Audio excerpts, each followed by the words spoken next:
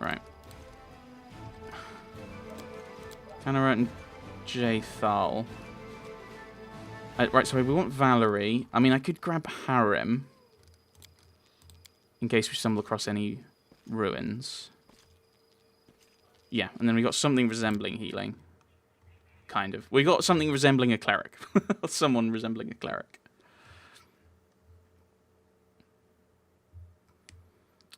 Yeah. And then we'll head... I don't know where the old sycamore is. I think it might roughly be on the way to Oleg's.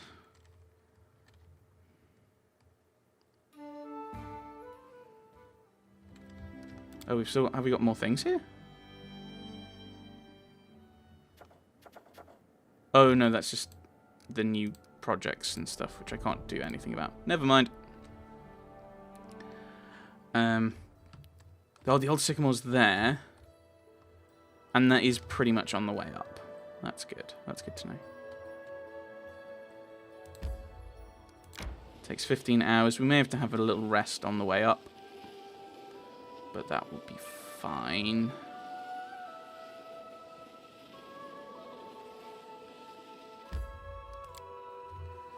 I may have to switch around our party.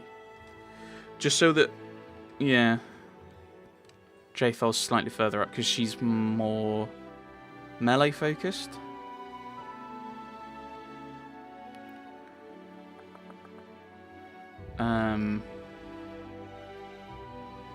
Now that I'm slowly re-equipping her, having stolen all of her stuff. Oh no, not you. Actually, I think that's the way to go. Let and us then bide our time. we'll switch you to your crossbow.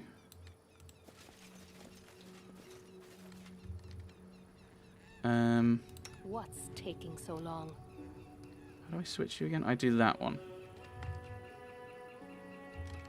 I'm not sure if water or fire will be better here. Right. Where was the sycamore? Ah, the sycamore's there.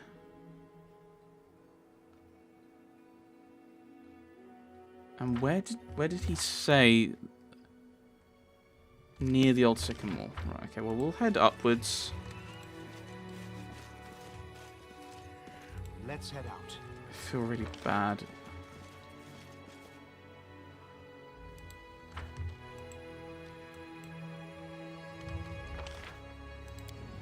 Oops.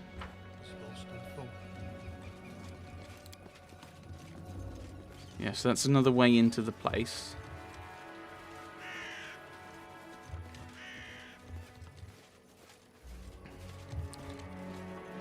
I don't like being here. It reminds me of the fact that I basically wiped out 2 civilizations in this area. Ah, there it is. Jathal approaches the boar's carcass, carefully examining the ground around it. See? There should be a pool of blood, but it's not here. It seems the beast came from somewhere else, already wounded, and then died here. But I can't track the direction. The ground is rocky. It would take a troll to leave footprints here. Jathal inspects the wounds on the boar's neck. The cuts are distinctive, like the kind my dagger would make. There's a few deep serrations on one side of the blade, so it wounds like a saw-toothed weapon on the side. So far, everything backs up the half-elf story, but how can we find the one who stabbed the boar? Perception, because that's probably slightly easier. We should carefully examine everything around here. If the boar was already wounded when it came here, there must be a trail of blood somewhere. Traces were easily discovered, marks of dark blood spotting the ground here and there, leading westward. Easier than I imagined. The trail is clear. It leads to the Thorn River. We should search the shores. We might find something there that points towards the dagger's owner. I'll go ahead. Yep. So we've done that bit then.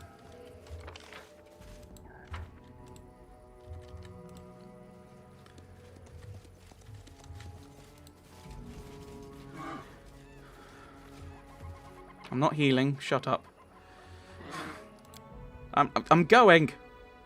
Don't need to attack me again for no reason.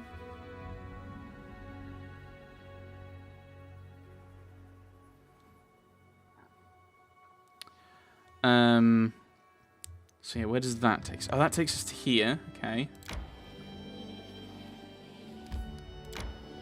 So let's explore here.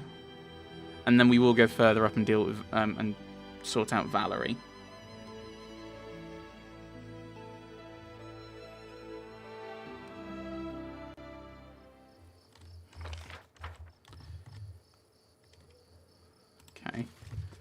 think the game will have autosaved, so we're probably all right. This requires your attention. Ah. I think I've made a bit of an error on the team.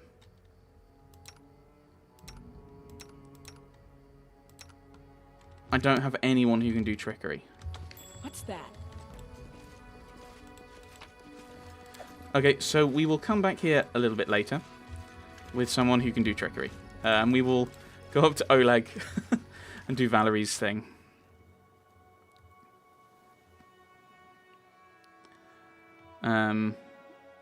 It'd be nice if there were more places you could swap your party. Right, okay, so we'll just head up to Oleg. Oh, there's our village. Oh, I wonder what happens if we go there. Maybe you can swap companions there at the village. Maybe. We should gather our strength. Okay, so that's been done. She's not going to get worn out, is she? Oh, that's going to really confuse me. Yeah, she's going to... Jathel doesn't get tired in the same way. So that's going to... Yeah, that's going to throw me. Why don't we set up camp? Oh, this is...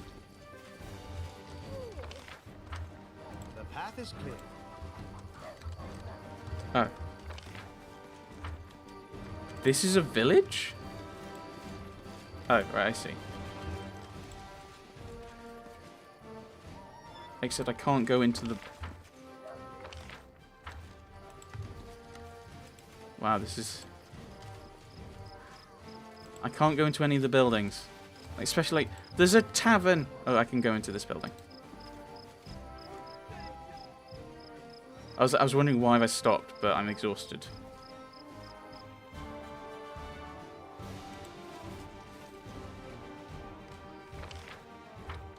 But I can't rest here.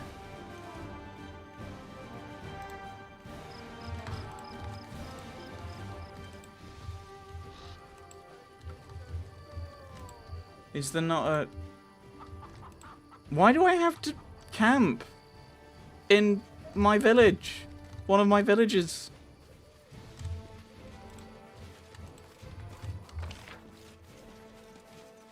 Into the house. Good grief. Right, well, we'll push on. I think we'll probably... We might be really slow. We'll probably be really slow, actually. But we might still be able to... do something. Once I can think about what I want to do. Why Oh. don't we set up camp? Because in an hour we're going to be at the trading post and we'll be able to just sleep in a bed.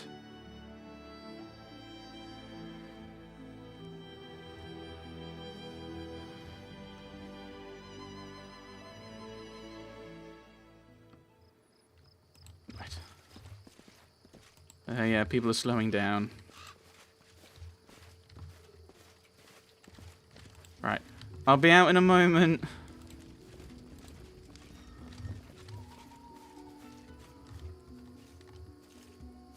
Oh, bless.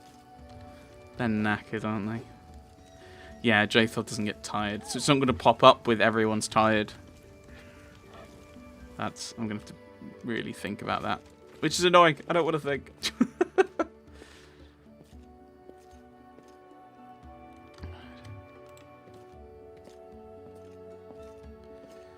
Yeah, everyone sleeps, and then we'll go and talk with Valerie's thingy.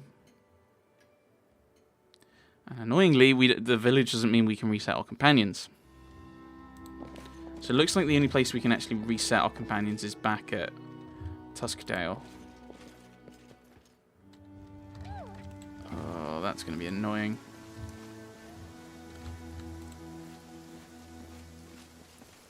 Right, what do we know about this guy? Oh, I need to go back and give them another task. No. Yeah. Just, he's waiting for Valerie. A middle-aged man in polished shiny armor turns to you. His beard and hair are impeccably styled, and an expression of reserved politeness sits frozen on his face as his piercing grey eyes watch everything attentively.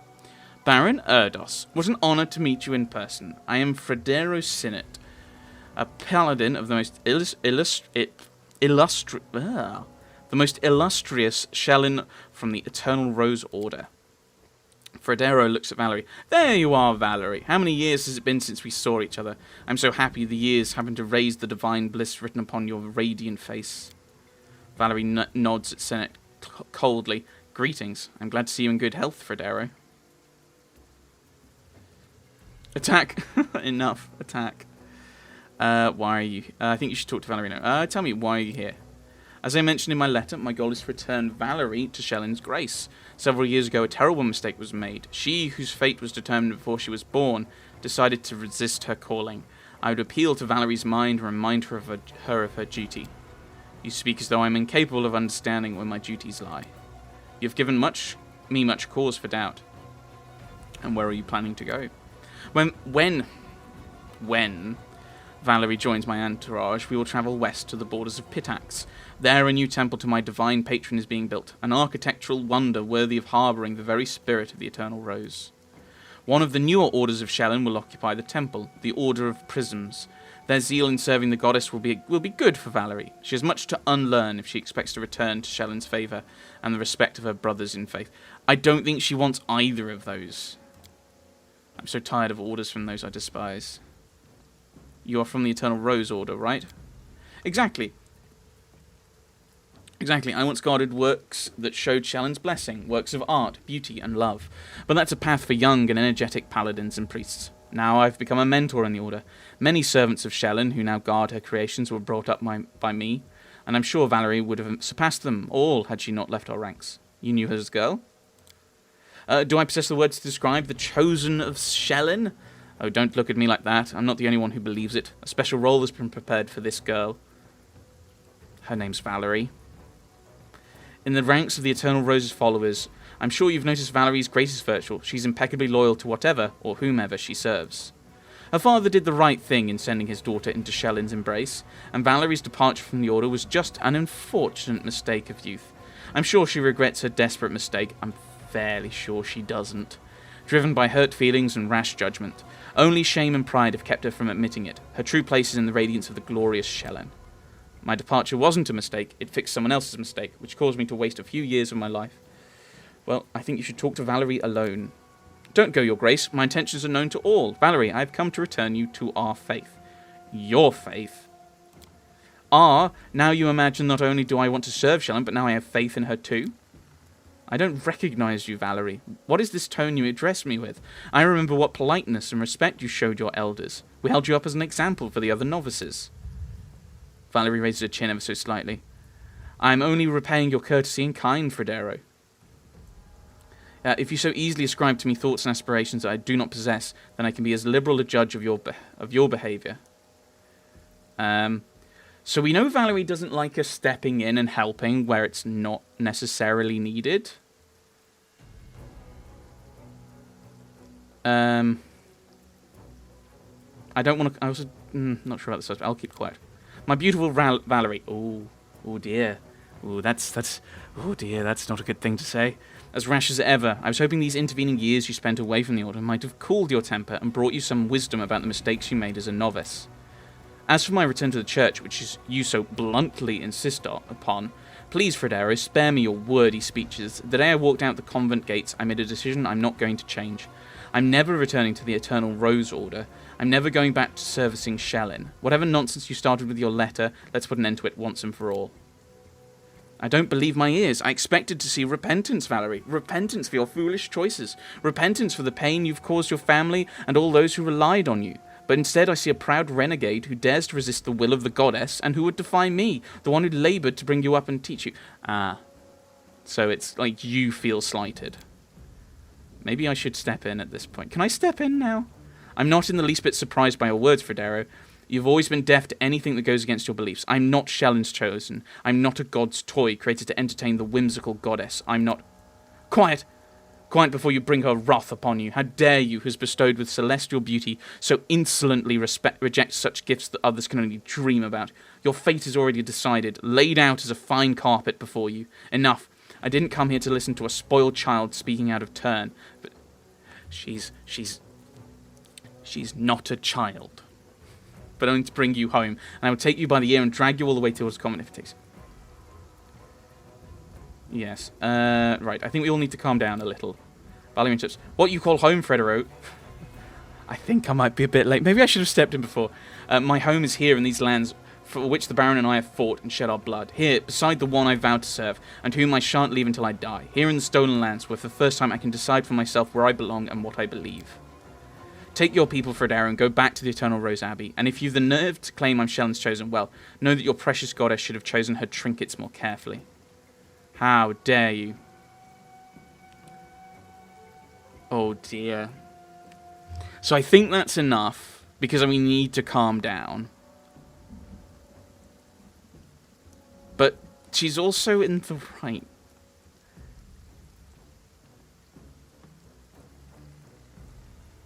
Like, if this were like, yeah, like, I understand why she... The thing is, I understand why she's angry, but I also don't want to egg her on, because I don't want to get into a fight. Yeah, I think that's enough, Valerie. If you insist on standing equal to Shellen's paladin, answer your words now. Oh well, if you have a drop of dignity left, you won't deny me satisfaction. Okay, oh, so now I'm suddenly an independent person in your eyes. Finally, well then, I shall agree to this duel with indescribable pleasure. Erdos, you shall be my second.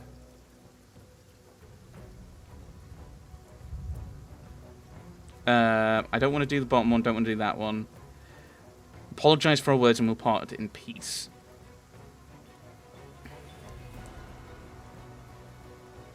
I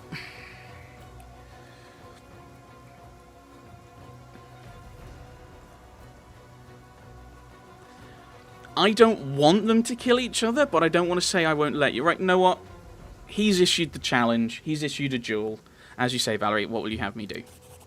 The second responsibilities include observing the fight, mediating the duel, and should the circumstances require, declaring the final verdict. I think here is good enough. Step away, Aldous. I don't want to hit you by accident. Okay. Observing the fight, mediating the duel. Let's see whether you learned anything more than insolence from your mercenary friends. Whoa! Baron here? I mean, I could probably have him banished. One of my squires will be my second. Would everyone please clear the dueling ground? Do not interfere until a winner has been determined. Oh, I thought it was going to go a whip faster. What are you doing here? Don't worry, good master. We'll settle our argument quickly and do no harm to your trading post. Rabbit. So, Valerie, are you ready? I am, Fredero. Let your second start the countdown.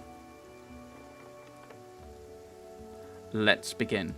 Participants, please ready your weapons and assume your positions. 3, 2, attack.